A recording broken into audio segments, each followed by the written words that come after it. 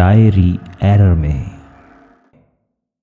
अमरजोन अहमदनगर में एक कंपनी के अंदर सिक्योरिटी गार्ड का काम करता है।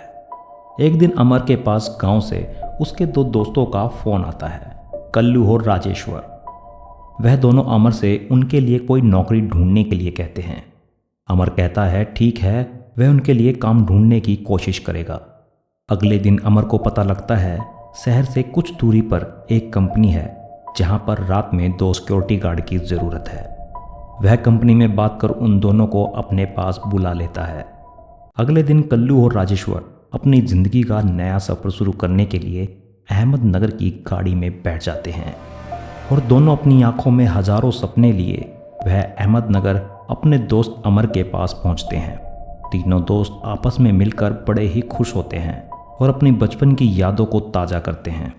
अगली सुबह अमर उन दोनों को लेकर कंपनी में जाता है जहां उनके लिए उसने नौकरी की बात की थी। कंपनी शहर से दूर होने के कारण उन दोनों को वहीं रहने के लिए कमरा भी दे दिया जाता है जो कंपनी से महज थोड़ी ही दूरी पर था। अमर उन दोनों को वहां छोड़कर अपने काम पर वापस आ जाता है। कल्लू और राजेश्वर अपनी नौकरी को बड़े ही ईमानदारी से कर रहे थे कि तभी एक दिन उनकी शिफ्ट बदल जाती है और उनकी ड्यूटी रात की बजाय दिन की हो जाती है। अगले दिन जब वह अपनी ड्यूटी पूरी करके अपने कमरे पर लौटते हैं तो रास्ते में उन्हें महसूस होता है वह रास्ता कितना सुनसान है और वह दोनों अपने कमरे में जाकर रात के खाने की तैयारी शुरू कर देते हैं। खाना खाने के बाद कल्लू बर्तन साफ करने के लिए अपने कमरे से बाहर आता है। राजेश्वर अपने फ़ोन पर पुराने गाने लगा देता है। तभी अंदर से कोई बर्तन गिरने की जोर से आवाज़ सुनाई देती है। दोनों अंदर जाकर देखते हैं तो रसोई में कोई भी गिरा हुआ बर्तन उन्हें दिखाई नहीं देता। तभी उन्हें महसूस होता है जैसे किसी ने उनके फ़ोन में बज रहे गाने को बंद कर दिया। कमरे में सन्नाटे के सिवा कुछ भी सुनाई नहीं दे रहा था। एक अजीब सा डर महसूस हो रहा था। वह दोनों डर के मारे कमरे से बाहर आते हैं।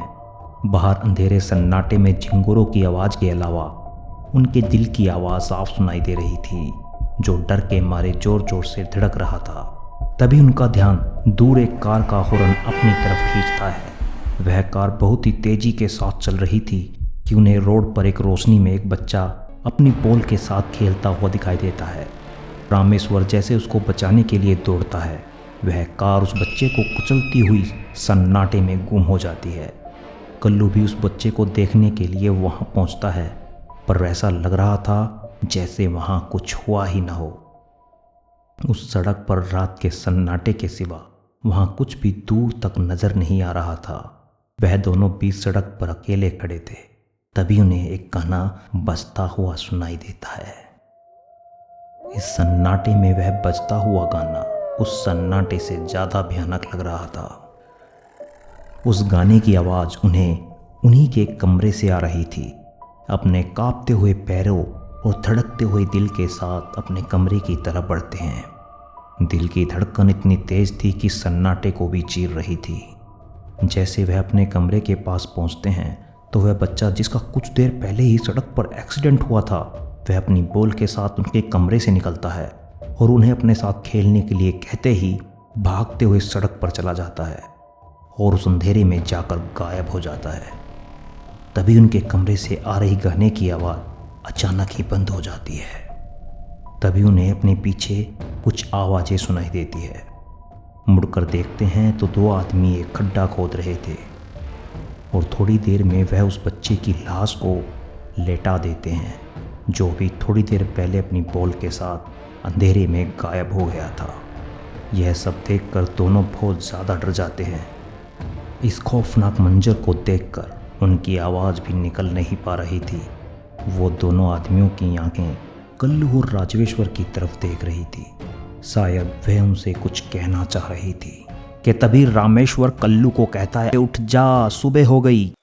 किसी ने देख लिया तो आज ही नौकरी से निकाल दिया जाएगा।